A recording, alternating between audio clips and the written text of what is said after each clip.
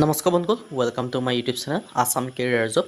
বিদ্যুৎ বিভাগ আৰু অন্য এটা বিভাগৰ পৰা টোটেল কিছুমান গ্ৰেড 3 আৰু গ্ৰেড 4 চাকৰি মুকলি কৰিছে আৰু ইয়াৰ কাৰণে আপোনালোকৰ দৰমহাসমূহ 50,000 টকা পৰ্যন্ত পাব। আৰু এই চাকৰিসমূহৰ কাৰণে আপোনালোকে কেনেদৰে আবেদন কৰিব পাৰিব আৰু ভেকেঞ্চিখিনি কোন দুটা বিভাগৰ পৰা আহিছে, এই সকলোখিনি কথা এই ভিডিঅ' যোগে আলোচনা কৰা হ'ব। আৰু ভিডিঅ'টো আৰম্ভ কৰাৰ আগতে আপোনালোকক ক'ব বিচাৰিছোঁ যে যদি আপোনালোকে চেনেলটো নতুনকৈ আহিছে তেন্তে চেনেলটো ছাবস্ক্ৰাইব কৰি দিব পাৰে, লগতে ভিডিঅ'টো লাইক কৰি দিব আৰু আপোনালোকৰ ভিডিঅ'টো বন্ধু বান্ধৱীৰ মাজত শ্বেয়াৰ কৰি দিব পাৰে আৰু আপোনালোকে ষ্টেটাছ বা ফেচবুকতো শ্বেয়াৰ কৰি দিব পাৰে।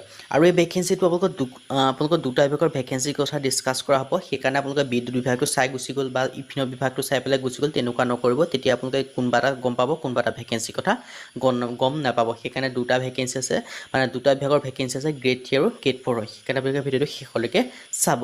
আহক আজি মই ভিডিঅ'টো আৰম্ভ কৰোঁ। মই আপোনালোকক কৈছোঁ ভেকেঞ্চিখিনি আপোনালোকৰ বিদ্যুৎ বিভাগৰ ফালৰ পৰা আহিছে। ইয়াত আপোনালোকে দেখিছে বিদ্যুৎ বিভাগৰ ফালৰ পৰা যিটো ৰাষ্ট্ৰীয় তাপ বিদ্যুৎ নিগমত চাকৰি আহিছে, তাকে আপোনালোকৰ অসম চৰকাৰৰ আণ্ডাৰত নহয়, তাকে যেনিবা ভাৰত চৰকাৰৰ আণ্ডাৰত আহিছে বিদ্যুৎ বিভাগৰ ফালৰ পৰা চাকৰিখিনি। মই পোনপ্ৰথমে আপোনালোকক এইটো মই আপোনালোকক ক্লিয়াৰিফিকেশ্যন দি দিছোঁ যে এইটো আপোনালোকৰ অসম চৰকাৰৰ আণ্ডাৰত নহয়, ভাৰত চৰকাৰৰ আণ্ডাৰত আহিছে বিদ্যুৎ বিভাগৰ পৰা চাকৰি। ইয়াত আপোনালোকে দেখিছে ৰাষ্ট্ৰীয় তাপ বিদ্যুৎ নিগমত চাকৰি। আৰু ইয়াত আপোনালোকে দেখিছে কাৰ্যবাহী পদ খালি। মই আপোনালোকক সম্পূৰ্ণ ডিটেইলছখিনি দি দিছোঁ, ভিডিঅ'টো চাই থাকক। তেওঁলোকে দেখিছে NTPC ৰিক্ৰুইটমেণ্ট 2024 ৰ কাৰণে আহিছে, এক্সিকিউটিভৰ ভেকেঞ্চি আহিছে আৰু ইয়াৰ কাৰণে আপোনালোকে অনলাইন যোগে এপ্লিকেশ্যনসমূহ কৰিব পাৰিব। আৰু এই ভেকেঞ্চিখিনিৰ কাৰণে লাষ্ট ডেট দিয়া আছে 10/6/2024, মানে আপোনালোকে জুন মাহৰ 10 তাৰিখলৈকে ভেকেঞ্চিকেইটাৰ কাৰণে আবেদনসমূহ কৰি ল'ব পাৰিব। আৰু ইয়াত আপোনালোকৰ বিভিন্ন ধৰণৰ এক্সিকিউটিভৰ ভেকেঞ্চি আহিছে। আপোনালোকে তেনেকৈ দেখিব পাইছে ভেকেঞ্চিখিনি। প্ৰথমতে যিটো এক্সিকিউটিভৰ ভেকেঞ্চি আছে, ইয়াৰ কাৰণে আপোনালোকৰ এজ লিমিট দিয়া আছে 37 বছৰ পৰ্যন্ত আপোনালোকে আবেদনসমূহ কৰি ল'ব পাৰিব। লগতে আপোনালোকৰ এটা দৰমহা দিয়া হ'ব বুলি কৈছে যে 1 লাখ টকা পৰ্যন্ত আপোনালোকে পাব পাৰে, লগতে আপোনালোকে সকলোখিনি পাব। আৰু ইয়াত আপোনালোকৰ হৈছে এডুকেশ্যন কোৱালিফিকেশ্যন কিমান লাগিব। এডুকেশ্যন কোৱালিফিকেশ্যন বিচাৰিছে বি বা বি টেক যদি ডিগ্ৰী আছে, তেতিয়াহে ভেকেঞ্চিকেইটাৰ কাৰণে আবেদনসমূহ কৰিব পাৰিব। বি বা বি টেক ডিগ্ৰী লাগিব। এক্সপিৰিয়েঞ্চ আপোনালোকৰ ৰিক্ৰুইটমেণ্ট 4 বছৰ বিচাৰিছে। আৰু যিটো আপোনালোকে এক্সিকিউটিভ বিজনেছ ডেভেলপমেণ্টৰ চাকৰি আছে, ইয়াৰ কাৰণে 37 বছৰলৈকে দিয়া আছে। দৰমহা আপোনালোকক 90,000 কৈ দিয়া হ'ব। আৰু এডুকেশ্যন কোৱালিফিকেশ্যনৰ ক্ষেত্ৰত member of associate institute of company, secretary in degree বিচাৰিছে, লট বিচাৰিছে, লগতে 2 বছৰীয়া এক্সপিৰিয়েঞ্চ বিচাৰিছে।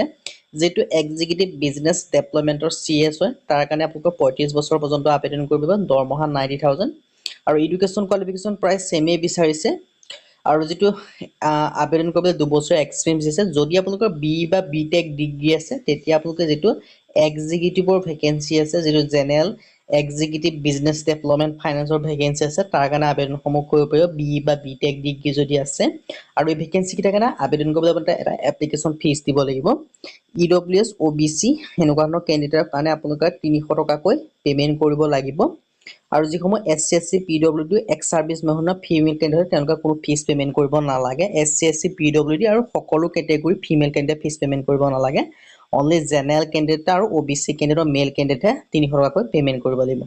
আৰু এই ভেকেঞ্চিকেইটাৰ কাৰণে আবেদন কৰিবলৈ আপোনালোকে www.ntpc.com.co.in গৈ আপোনালোকে আবেদনসমূহ কৰি ল'ব পাৰিব।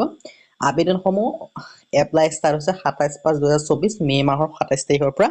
আৰু লাষ্ট ডেট দিয়া আছে 10/6/2024 জুন মাহৰ 10 তাৰিখ পৰ্যন্ত আবেদনসমূহ কৰি ল'ব পাৰি। গ্ৰেড 4 ভেকেঞ্চিকেইটা মুকলি কৰিছে আপোনালোকৰ হোজাই ফালৰ পৰা। ইয়াত আপোনালোকে দেখিব পাইছে 22/5/2024 তাৰিখে মুকলি কৰিছে, মে' মাহৰ 22 তাৰিখে। ইয়াত আপোনালোকৰ গ্ৰেড 4 পোষ্টকেইটা কৈছে পিয়নৰ ভেকেঞ্চি আছে। আৰু ইয়াৰ কাৰণে আপোনালোকৰ ৰিজাৰ্ভেশ্যনসমূহ আছে। আনৰিজাৰ্ভ কেটেগৰীত 5টা আছে, মানে সকলোৱে আবেদন কৰিব পাৰিব। SC কাৰণে এটা আছে আৰু দৰমহা আপোনালোকক দিয়া হ'ব 12,000 পৰা 37,500 টকা।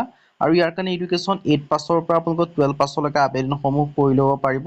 আৰু বয়সৰ সময়সীমা 18 পৰা 40 বছৰলৈকে আবেদন কৰিব পাৰিব। আৰু বয়সসমূহ 1/1/2024 পৰ্যন্ত গণনা কৰাব। এই ভেকেঞ্চিকেইটাৰ কাৰণে আপোনালোকে অফলাইন যোগে আবেদন কৰিব লাগিব। অফলাইন যোগে আবেদন কৰিবলৈ আপোনালোকৰ 4 কপিকৈ পাছপোৰ্ট চাইজ ফটোগ্ৰাফ লাগিব। লগতে আপোনালোকৰ যিসমূহ ডকুমেণ্টছ লাগিব, ডকুমেণ্টছ জেৰক্স কপি নিজে চাইন লাগিব। আৰু আপোনালোকৰ চাৰ্টিফিকেটসমূহ লাগিব। আৰু ইয়াৰ কাৰণে আবেদন কৰিবলৈ আপোনালোকৰ এটা এনভেলপ ল'ব। এনভেলপটোৰ ওপৰত the chief of the judicial magistrate Hojai, Sankardev Nagar district Hojai, এই এড্ৰেছটো লিখি যিখন আছাম ষ্টেণ্ডাৰ্ড ফৰ্ম হয়, সেই ফৰ্মখন ভালদৰে ফিল আপ কৰিব। ফিল আপ কৰি যিসমূহ এডুকেশ্যন চাৰ্টিফিকেট বা হেৰি হয়, সেইখিনি গোটেইখিনি তাত জেৰক্স কৰি তাত গাঁঠি দিব। গাঁঠি পেলাই এনভেলপটো এই এড্ৰেছ লিখি পঠাই দিলে হৈ যাব। তাকে তাৰ এনভেলপটোৰ ওপৰত এইটো লিখি দিব যে application for the post of peon office of the chief judicial magistrate এইখিনি কথা লিখি আপোনালোকে 21 জুন তাৰিখে আগত পোৱাকৈ আপোনালোকে পঠাই দিলে আপোনালোকৰ আবেদনসমূহ হৈ যাব আৰু আপোনালোকৰ যিটো hujat.dico.gov.in এই অফিচিয়েল ৱেবছাইটত আপোনালোকৰ যিসমূহ লিষ্ট বা আপোনালোকৰ চিলেক্ট হ'ল নে এপ্লিকেশ্যন ফৰ্মৰ ৰিজেক্ট হ'ল সেই সকলোখিনি কথা চাই থাকিব পাৰিব আৰু এই দুইখিনি আপোনালোকৰ এডভাৰটাইজমেণ্ট ভিডিঅ' ডেছক্ৰিপশ্যন পাই যাব তাত আপোনালোকে ভিজিট কৰি চাই ল'ব পাৰিব এডভাৰটাইজমেণ্টখন ডাউনলোড কৰি ল'ব পাৰিব লগতে